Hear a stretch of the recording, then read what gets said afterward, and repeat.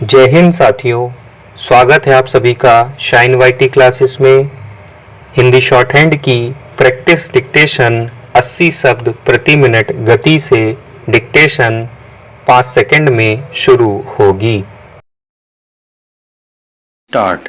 महोदय, हमें विश्वास है कि हम इन समस्याओं को हल करके अपने देश में समाजवादी व्यवस्था लागू कर सकते हैं, जिससे प्रत्येक व्यक्ति को खुशहाली और उन्नति के अवसर प्राप्त हो।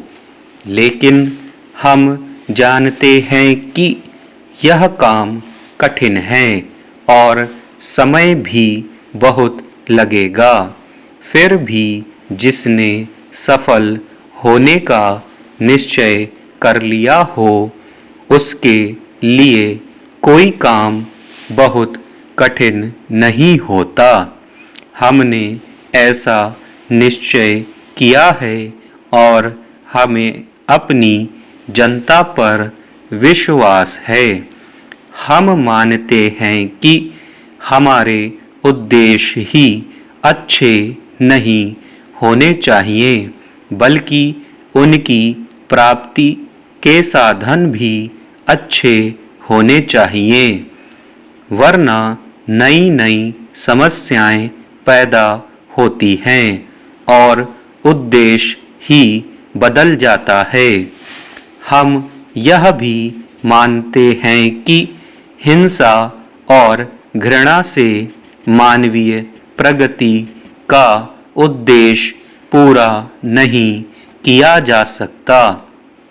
केवल मित्रतापूर्ण और सहकारी प्रयत्नों से ही संसार की समस्याएं हल की जाती हैं। इसलिए हर राष्ट्र और जाति के लिए हमारा मित्रता का हाथ बढ़ा हुआ है। हम दूसरे देशों के सहयोग और मित्रतापूर्ण सहायता का स्वागत करते हैं, लेकिन हम यह अनुभव करते हैं कि कोई राष्ट्र अपने परिश्रम और बल से ही आगे बढ़ता है। हमने अपनी प्रगति के लिए कुछ लक्ष्य निर्धारित किए हैं और अपने भरोसे पर ही हम उन लक्ष्यों की ओर बढ़ेंगे जो हमने निश्चित किए हैं। हम सैनिक दृष्टि से तथा संसार के साज सामान की दृष्टि से शक्तिशाली नहीं हैं, लेकिन अपनी जनता में हमारा पक्का विश्वास है। मैं विनम्रतापूर्वक कहना चाहूँगा कि भय और आशंका से भरे इस संसार में हम भयभीत नहीं हैं। जब हमारी जनता को स्वयं पर विश्वास हो तो हम क्यों भयभीत हों।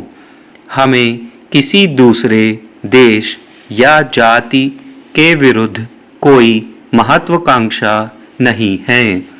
हम उन सब की भलाई चाहते हैं और चाहते हैं कि सब देशों में सामाजिक तथा आर्थिक उन्नति हो।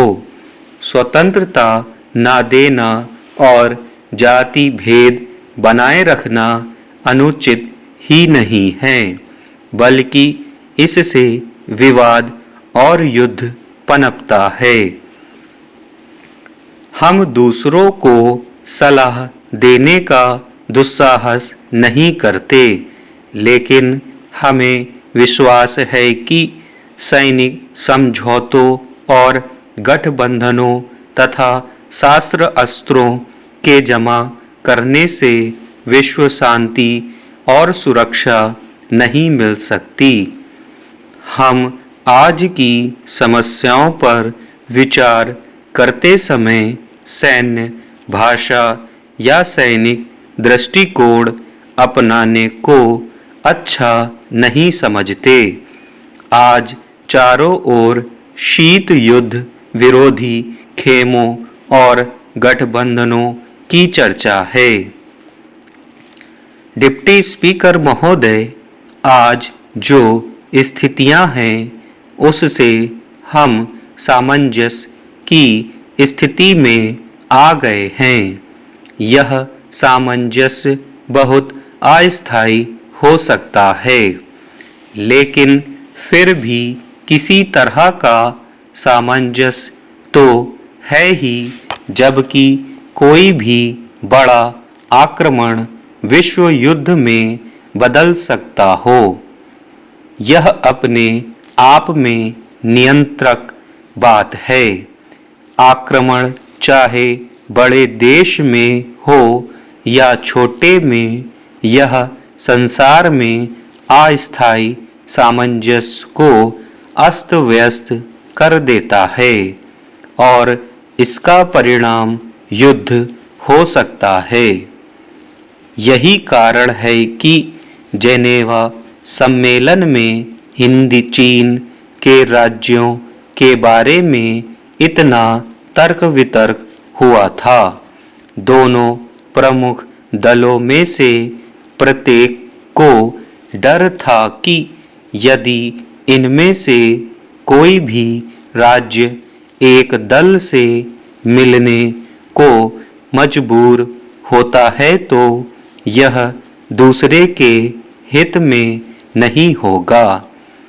उदाहरण के लिए मान लीजिए कि लाओस और कंबोडिया जैसे देशों पर चीन हावी हो जाए और उन्हें अपने साथ कर ले तो दूसरी ओर से देश स्वतः ही डर जाएंगे।